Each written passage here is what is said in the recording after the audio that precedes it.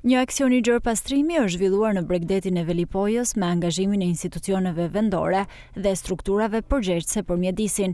Gjatë këtij aksioni, prefektja Shkodrës Holta Duda theksoi rëndësinë e bashkëpunimit mes institucioneve dhe qytetarëve për ruajtjen e hapësirave natyrore, ndërsa drejtori i ADZM Shkodër Agim Darda nënvizoi nevojën për ndërgjegjësim të vazhdueshëm dhe kujdes të përditshëm ndaj mjedisit. Në kuadrin e fushatës kombëtare të pastrimit të zonave bregdetare, në gjithë Shqipërinë janë organizuar në gjitha bashkitë bregdetare fushata vullnetare të pastrimit të zonave bregdetare.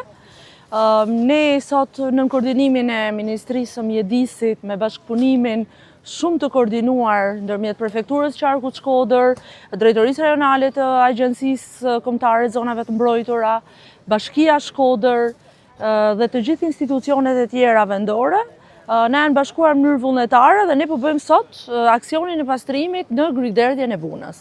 Aksioni për gjitha plazhet e pastër Shqipërisë sigurisht është një aksion ndërgjegjësues më tepër që të kemi parasysh se natyra jon çfarë japim na jep ajo. Nëse çdo metrin ne hedhim, po marrim qarkun e Shkodrës, kudo në bazenin e liçenit të Shkodrës përfunojnë në lumin Buna dhe deltën e saj.